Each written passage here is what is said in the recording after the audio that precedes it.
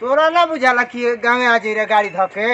हम कैसे आई कुछ बतैला जाता हम लोग। जब से लॉकडाउन भइल बा तब से गोइल बारू।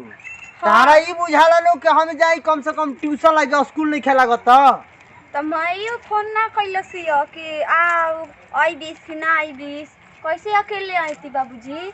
तो हम माई फोन ना कैलस बाबू के लूरे नहीं खे माई के लूरे नहीं खे। आए एगो भाई हमारा बताऊ साला एने दिन भर घूमो चलता।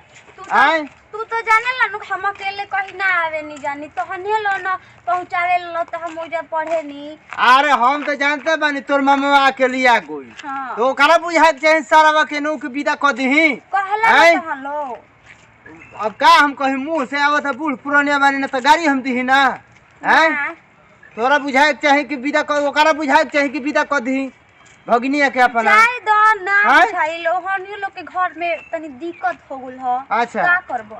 अरे मटर ओटर रोपले बा तोर मामा रे। हो मामा रोपले बालन मटर। हां बाबूजी अबू सब कुछ रोपले बालन। आ खेसारी रे। हां तो इना हमें देले बा का खेसारी का जने मम्मिया तो घर ही देखी ह चलो ना मम्मिया देले बिया। हां होई का जने देले ना हरियर मरचा आ साग तनी बना न दिए बेटा साग। हां ठीक बा साग खाए के कहत रह हम बना के खियाई घरे लेकिन ई सोचत रह कि मामा के गोइनी तो मर मिठाई लेके जाए कि ना जाए लेके। अरे के बनावे वाला के किने वाला बउवे हमरा आंखी से लौकत हवे। तारा मिठाई आंखी से ना लौकत। मिठाई किने आ मेथी बनावे के कहत रहे घी मांगत रहे घी के पैसा आठत हवे। ना ना तू इतना दूर से चल लइका लहड़ा बतात हवे पैसा कि घी आ मेथी बनो। इतना दूर से चल एला मिठाई किने के ना खात रहे। चुपचाप रहो माथा गरम मत कर हमार। ठीक है बा चलो। हां चल।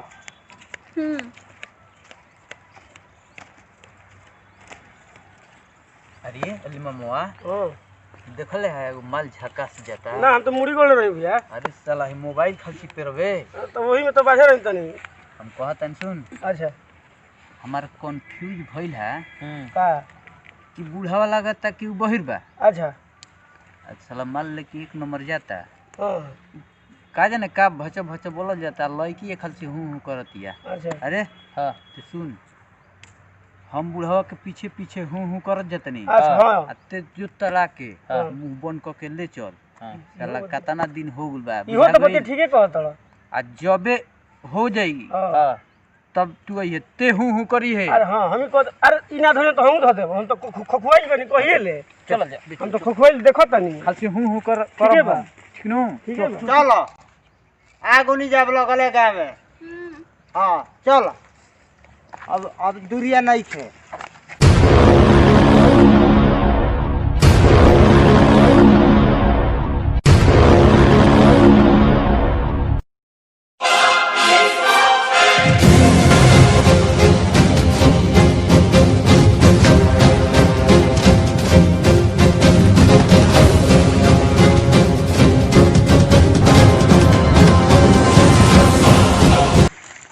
तोर मामा और कुछ कहता रे।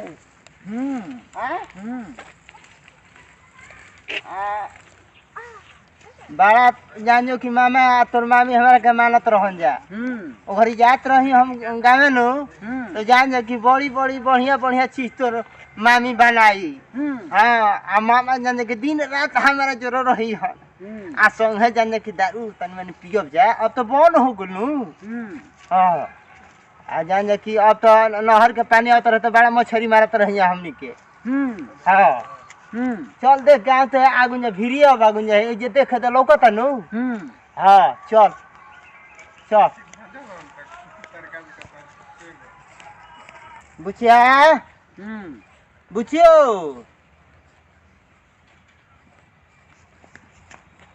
बुचियो केने रही गई हो हम हाथ न हुई हुई करत रही है।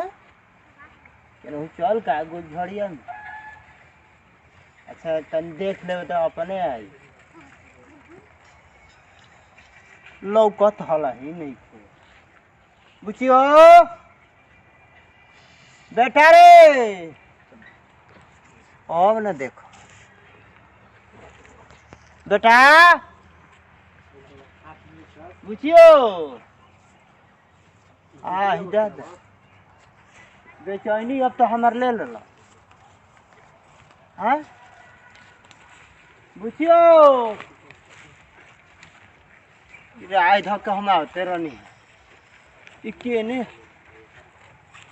बुझियो। अरे रोवत ऐसे रे। हाँ अरे अभी कल पिठिया पर हुई हुई करत रही तब रोवे लगली का। अच्छा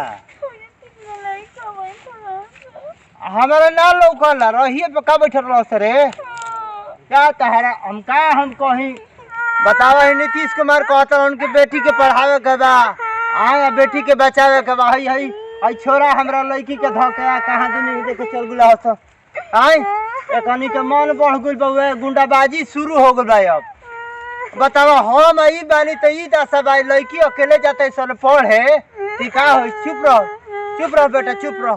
चल चल का अब थाने में तो ना गुइला का हम कहे चल थाना में चलो चलो आगे चल चल चुप रहो चुप रहो।